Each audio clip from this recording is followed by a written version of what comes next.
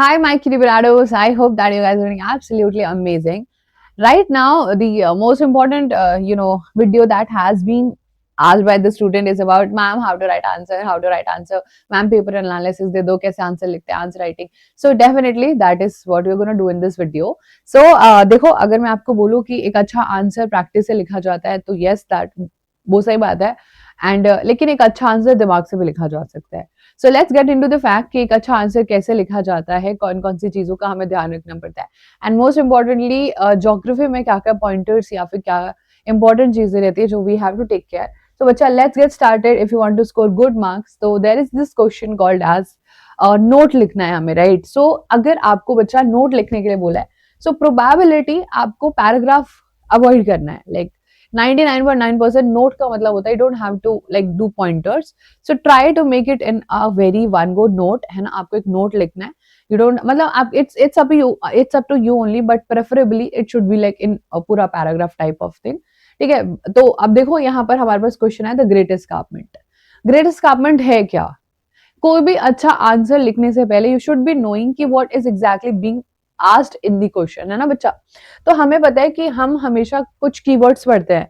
अगर मुझे वो 5 या 3 कीवर्ड्स मिल जाए तो मैं पूरा आंसर फ्रेम कर सकता हूँ, राइट? कि अगर मुझे 3 क्लू मिल जाएं तो I can make up a story, right? अगर मैंने आपको बोला जंगल है, जंगल में शेर है एंड आपको एक ट्रैक तक पहुंचना है, so you will make a story around it. But now since you don't have any clue, so वहां पर प्रॉब्लम आती है. तो for every question have some clue. Now what is a great escarpment? ये एक फिजियोग्राफिक डिवीजन होता है. क्या होता है बच्चा? ये एक फिजियोग्राफिक डिवीजन है, एक फिजियोग्राफिक डिवीजन है. मतलब कि ये अर्थ पर मिलने वाला उसका एक फीचर है, दैट इज फिजिकल. अब आपको उसकी एक एक मिल के आपको अभी आप पूरा सेंटेंस लिख सकते हो. द ग्रेट एस्कार्पमेंट यहाँ से is an important physiographic division of Brazil. ये ब्राजील का एक बहुत इंपॉर्टेंट फिजियोग्राफिक डिवीजन है. ये बहुत स्टीप है लेकिन छोटू एरिया जो है ऑक्यूपाई करता है. दूसरा मिल गया है बच्चा कौन से साइड पर है, और वो है ईस्टर्न साइड ऑफ हाईलैंड. ठीक है, दूसरा कीवर्ड मिल गया. दूसरा कीवर्ड दूसरा सेंटेंस बनाने के लिए मिल गया. पूरा sentence, it lies, it happens, ये है वो है, ऐसे पूरा सेंटेंस लिख देना.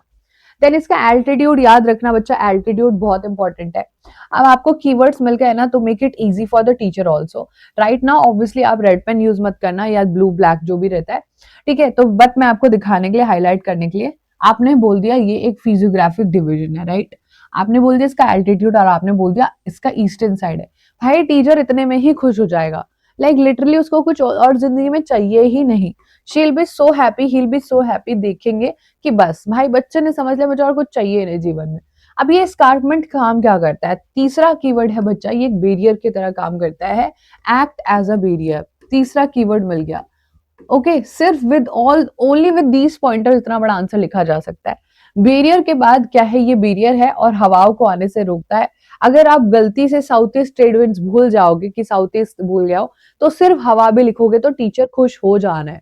टीचर को नहीं चाहिए कि आपको पता रहना चाहिए कि हाँ हवा आती है और हवा को वो रोक लेता है क्योंकि उसकी हाइट थोड़ी ज्यादा, और उधर एक तरफ बारिश हो जाती है दूसरी तरफ बारिश नहीं होती है. हिंदी में भी आपको पता है, इंग्लिश में आप बना के लिख लोगे. दूसरी तरफ जो है हवाएं जो रुक जाती है, दूसरी तरफ रेन शैडो एरिया बिल्ड हो जाता है, और ये दूसरी तरफ जहां रेन शैडो है उस तरफ बच्चा ये क्या कर देता है? डॉट क्वाड्रिलेटरल लेके आता है. बस खत्म कहानी.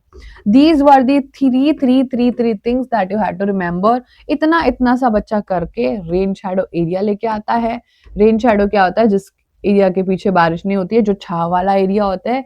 And then we have had this हमारा डॉट क्वाड्रिलेटरल. बस खत्म कहानी.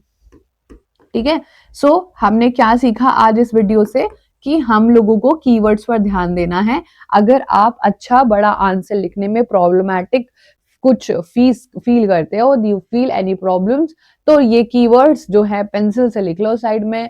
टीचर को मतलब लिखते लिखते आप सेंटेंस बनाते रहोगे, है ना? तो यस डेफिनेटली ये 3-4 क्वेश्चंस आपको दिमाग में फिट होना चाहिए, और ये पढ़ने से ही आता है तो पढ़ने तो पड़ेगा. There is no shortcut to that. तो डेफिनेटली इतना बड़ा आंसर आप अपनी खुद की छोटी मोटी इंग्लिश जो आपको आती है उससे लिख सकते थे. नाउ एक और क्वेश्चन है मेरे पास, आंसर डिफरेंशिएशन वाला. बच्चा डिफरेंशिएशन वाला आंसर आपको ऐसे लिखना है. लाइक फॉर एग्जांपल ये हमारा चैप्टर है नेचुरल वेजिटेशन वाला, उससे क्वेश्चन आया differentiate between forest type. Now differentiate कैसे लिखते हैं बच्चा? एक तरफ हमने ब्राजील लिख दिया, एक तरफ हमने इंडिया लिख दिया, कीवर्ड कुछ भी नहीं याद रखना है, कुछ एवरग्रीन फॉरेस्ट ब्राजील के पास भी है, कुछ हमारे पास भी है। हमारे यहाँ पर अनइवन है, इनके यहाँ पर अमेज़न के पास मिलते हैं, हमारे यहाँ वेस्टर्न घाट के पास मिलते हैं। तो अमेज़न रिवर बेसिन हमारा कीवर्ड हो गया, बहुत बढ़िया, अंडरलाइन कर दिया कीवर्ड। हमारे यहाँ पर वेस्टर्न घाट में मिलते हैं, मोस्ट इंपॉर्टेंट की मोस्ट इंपॉर्टेंट कीवर्ड बच्चा हमारे यहाँ कहाँ मिलते हैं, हमारे यहाँ वेस्टर्न घाट में मिलते हैं। देन हमारे यहाँ वेस्टर्न घाट के अलावा नॉर्थ ईस्ट में भी मिलते हैं, तो नॉर्थ ईस्ट भी आपने लिखना है। So these are some keywords that you have to take care of. उसके बाद बच्चा आपसे पूछा है ब्राजील के पास कोस्टल फॉरेस्ट नहीं है और इंडिया के पास हिमालयन और कोस्टल फॉरेस्ट है, तो यहाँ पर कीवर्ड क्या है, हिमालय भी नहीं है, ऑब्वियसली ब्राजील के पास हिमालय तो हमारे पास है ना, क्योंकि पहाड़ जो होता है। बस इतना आपको अच्छे से लिखना रहता है। पॉइंटर्स आप हमेशा क्या करना, यहाँ पर नोट डाउन कर लेना एंड अपने पॉइंटर्स खुद से अच्छे से याद करके उनके पूरे के पूरे सेंटेंस को फॉर्म कर देना।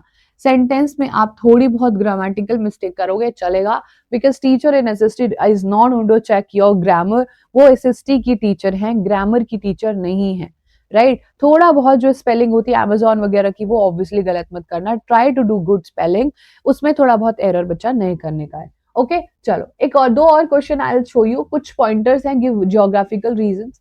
ज्योग्राफिकल रीजंस में ऑब्वियसली आप पॉइंटर्स लिख सकते हो।